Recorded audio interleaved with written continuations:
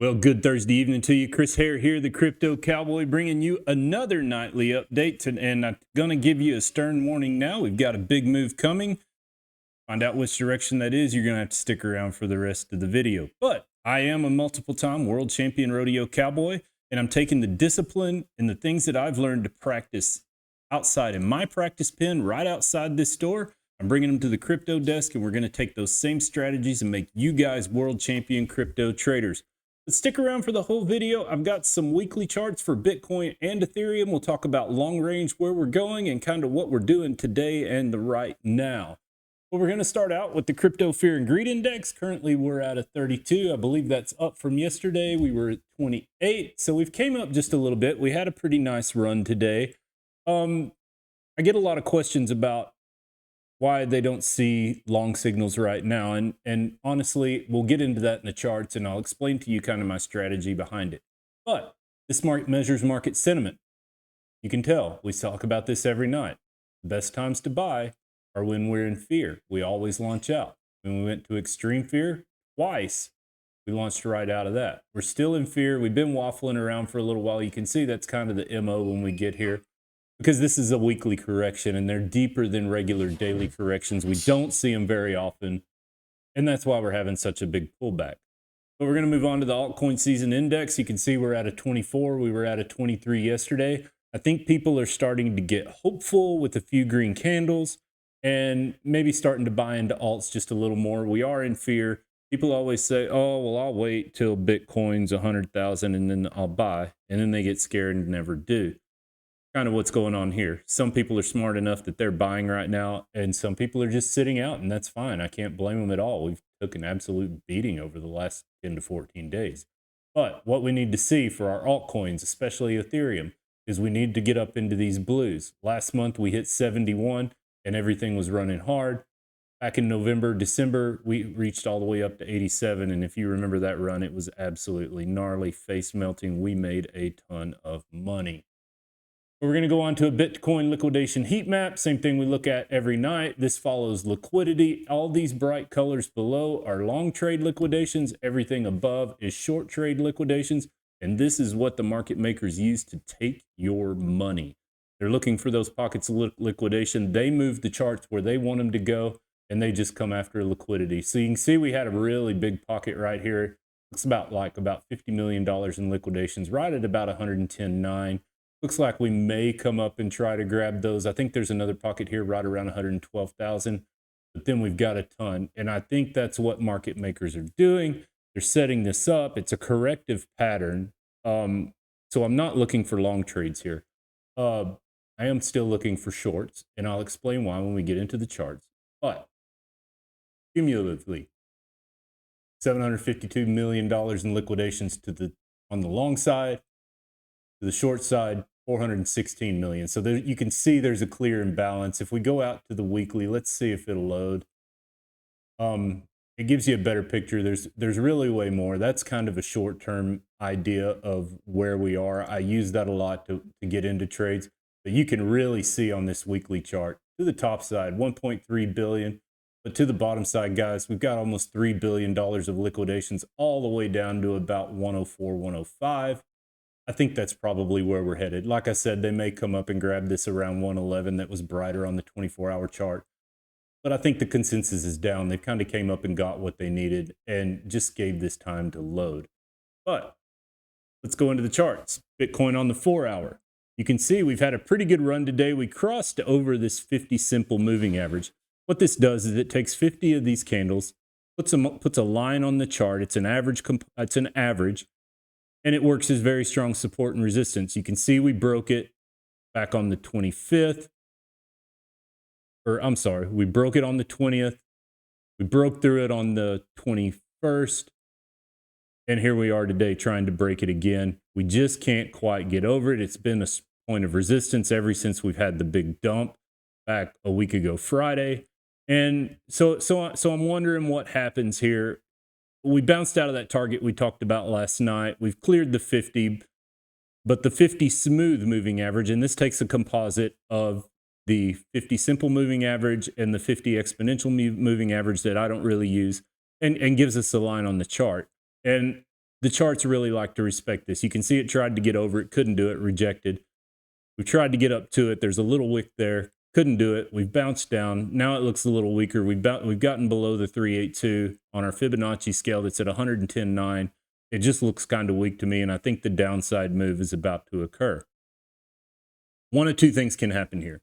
We either break out of this and we find and then we're over the daily 50, which makes us bullish. And people ask, well, why aren't you looking for long trades right now? Because we're not over the daily 50. My trading style is that when we get over this daily 50 moving average, retest it, then I look for longs. As long as we're below it, I look for shorts. And you can see why. We touch it, we fall. We touch it, we fall. We tried to reclaim it. I sat out here, waited for this retest, and I took a short after this retest. So the name of the game here is retest.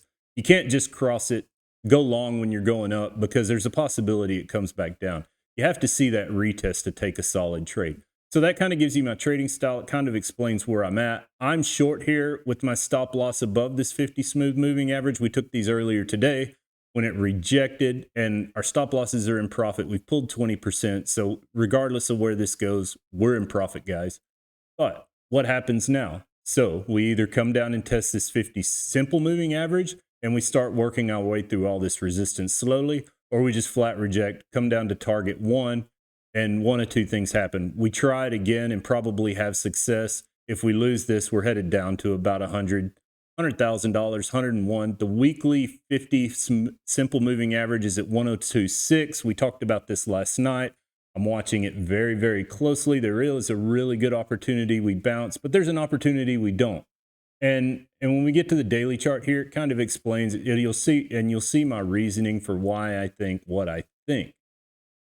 Like we've talked about, we're coming up. We've tried to retest these 50s on the daily a couple of different times. Can't get above them. This looks a little weaker. I'm not saying that we can't go ahead and try. We've had 2 green candles. 3 green candles make a trend, so tomorrow's really going to be critical about what goes on. If we can get above them, our next targets are in play, I think. Once we get over the 50 daily, once we get over the 50 simple moving average on the daily, then our next targets are going to be 119.3, and with the possibility to move on up here. 135 to 140,000 doesn't seem out of the question. We've talked about this pennant, the trend lines. This is why I think the bigger move may be down here. Like I said, this is a weekly correction. So generally in a daily correction, they're quite smaller, probably about 30% or probably about 50 to 60% of the size of a weekly correction. You can see it's an ABC here and it's finished. But this weekly correction, I think it's only about halfway done. This would be wave 1, 2, 3. We're retesting for 4, and there would be a 5 back in here. And I'm not going to get very technical. I know that's pretty confusing, but I use that reference because that's the way my brain thinks, and I want you to understand how I'm thinking here. So if we reject this, we come down back into this daily golden zone. If we lose it, the weekly 50s right here at 102.4. Honestly, I think if we get here and we don't break out and run, we're going to go up and probably retest this golden zone. And we'll see what happens from there. But for some reason, we just crash on down. We lose it. Your 200 moving average is right here. This is a smooth moving average. It's right at about $97,000. That takes 200 of these daily candles and puts a fluid line on the chart. That's another support and resistance.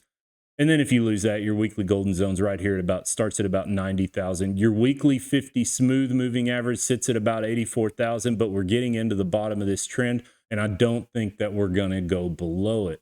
We go out to a weekly chart. I went ahead and left smart money concepts on here because I wanted you to see where the fair value gaps and the order blocks are. But you can see this pennant's tightening up. If we bounce at this 50 like we've talked about, this bottom trend tightens up, and then I think you top out at about 150,000, 160,000. But if we can come down here, that leaves this pennant wider, and it gives us an opportunity for 180, 190,000 realistically.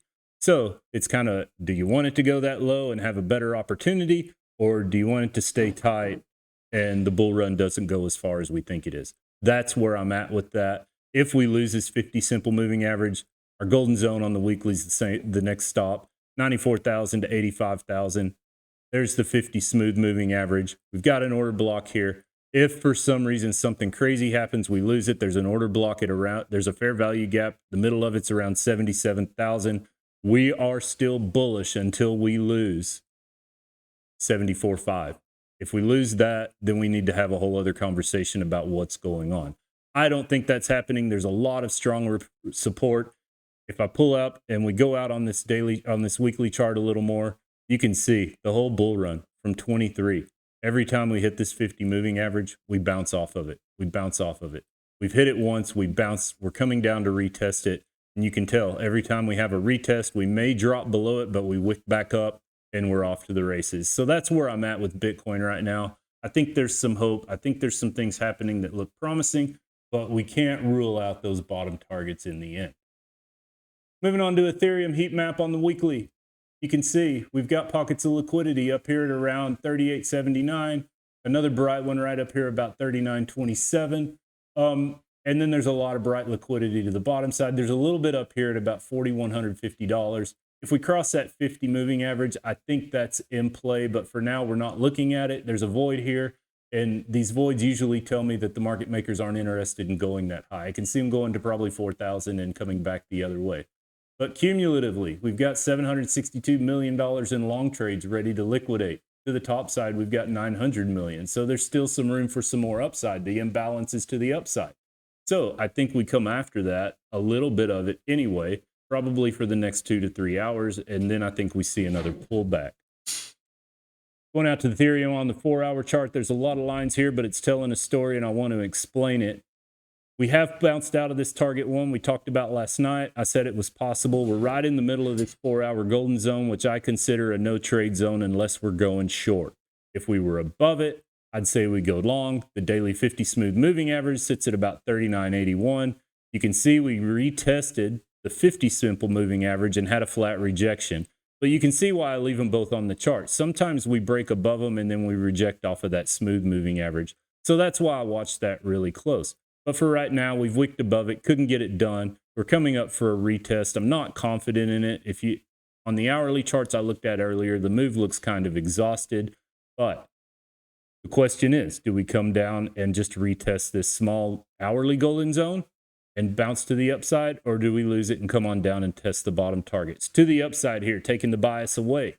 Across the 50 simple moving average, across the 50 smooth moving average, we're bullish, guys. The 4-hour 50 is right here. We haven't been able to cross it since the terrible dump a week ago Friday. So it's working as a very, very strong point of resistance. If we can get a break above it, I'm going to get bullish about it, especially with the 50 sitting here. Then your targets are you break out of this channel, you retest this golden zone, and you move on up. This golden zone sits at about $4,400 to $4,600. There is a possibility we just go up to the top of this channel and reject it and work on down. So we're kind of in the middle. I'm kind of at a loss tonight. I'm not real confident on where we go from here. So I'm just giving you options both ways, but we need to watch these resistances. If we can get through them, we're going long, guys. If we can't, we find a rejection probably in the morning. We're going short. We're probably looking at these bottom targets, 35.61 to 34.15, 434.19. Moving out to the daily, it's going to paint that macro picture and give us a better idea of what's going on. You can see the 50 smooth moving averages here. The 50 simple moving average is up around $4,250. That's at the top of the channel. So there's a possibility on this macro channel we go up, retest that, and reject. If we can't get over these 50 simple moving averages, I think we're headed to the bottom of the channel. And this is where it's interesting also. The 200 smooth moving average sits at 32.24. Your top of your daily golden zone's at 3,100. And your 50 smooth moving average sits at 31.49. I really think this is where we bounce and we take our run. It falls into our trend lines. It falls into everything just right. We've got a giant bull flag here to support it. That's where I'm looking for our bounce. And that's why I think Bitcoin's got a little more downside. I don't see Ethereum getting here and Bitcoin not taking a further pullback. But you get to the weekly, that sets us up for a really big run. Let me pull that up on a better chart. It's already set up. There we go. Let me close that out. I'm going to turn off smart money concepts here. You can kind of see why I think there's a huge fair value gap there at our weekly target. That's the wrong thing. Let me turn it off here. There we go. Now you can see what I'm looking at. All right. There's the bull pennant or the bull flag. We're still in it. We're headed down. Like I said, the 50 EMA sits there. The weekly target is there. The bottom of the channel's there. It seems like a really good place to bounce. I've said in the past that we've dropped down to the 200 moving average before. I don't see that happening right here. I think we're close to a bounce. So that gives you a pretty good idea. That kind of tells you where I'm at tonight. I hope that kind of explains my optimism, but also my cautiousness onto where we are right now. What I don't want to see is you guys get liquidated again or make a mistake here. The best thing to do, especially as choppy as it is right now, is just to sit out. I have posted some signals in the crypto school. They've done pretty well. They've not done as well as I've liked over the past day or two, but that's just the game when you get into chop. You've got to take some chances, and you got to hope they do right. Keep your stop losses tight. Move them into profit as soon as you can, and use 1% of your trade bag. That's all I use. And so I've got 100 chances to get it wrong. So I'm willing to take a few risky trades here for a big game because I know that I can make that back. Even still, we've lost one trade in the past 9 days. That's pretty impressive. And it's just using a smart strategy. I practice in that rodeo arena. I've got a ground dummy out there that when I'm in competition mode, I rope it 100 times a day. Not using a horse, not using a cow, just learning mechanics. And that's what I'm trying to do in this crypto. I'm trying to teach you the mechanics, the simple pieces that you need so you can make the shots you know you can take. A lot of times in rodeos, they're based on an average. You've got to rope 3 or 4 head in a row, and if you miss one, you're out. So what we have to practice at home is how to take the very best shots you can. Because the risk takers, the guys that want to do it fast, just like the guys that want to make $1 million really quick, they fail often. We're not going to fail. We're going to take our time. We're going to make those shots that we know we can make.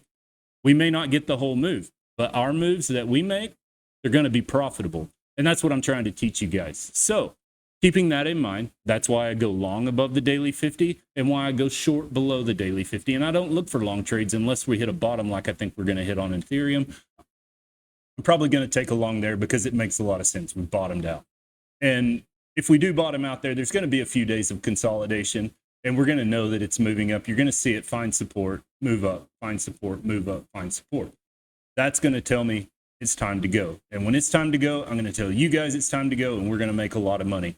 So stick around for these videos. I really appreciate you watching. Like the channel, subscribe, hit that bell notification. All of these links to the crypto school, to BitUnix to get you started on an exchange to trade. My X is there.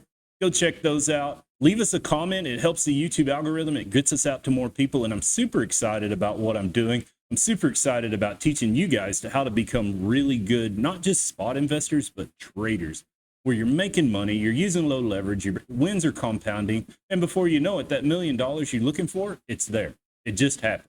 It's just slow, steady, make the shots you know you can take, be consistent with that, and the wins come. And those 1%, if you start with $1,000 and you're playing 1%, it's $100. But every time you win, that 1% of $1,000 turns into 1% of $1,100, 1% of $1,500, 1% of $5,000. You can see where I'm going with that. So I know this was long-winded, but I really wanted to get that point across. I think it's critical to your trading style and making you successful. And I want everybody to be successful. I'm a 2-time world champion, and I didn't get that by sitting around pointing fingers saying, oh, the whole rodeo is manipulated, just like the markets. It's not manipulated. Sometimes you get a bad cow. Sometimes you get a bad trade. It happens. There's an element that we can't control, but we can work around it. And that's where I'm at. But I'm going to wrap this up tonight. I've said enough already. Let me know what you think about my trading style. Tell me. I'd really like to hear it. If there's something you think I could build on, I'm open to that too. But if you like it, if there's a coin coming out you want to see, let me know. We'll get it inserted into the video. Tomorrow, I've got a Solano video coming for you, and I believe we're doing one on Hype.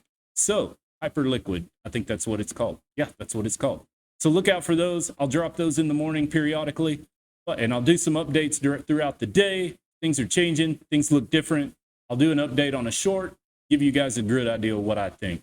But I'm going to wrap it up for now. Going to go to bed. Horses are fed. I'm tired. Chris Hare, the Crypto Cowboy, thanks so much for watching. We'll see you down the road.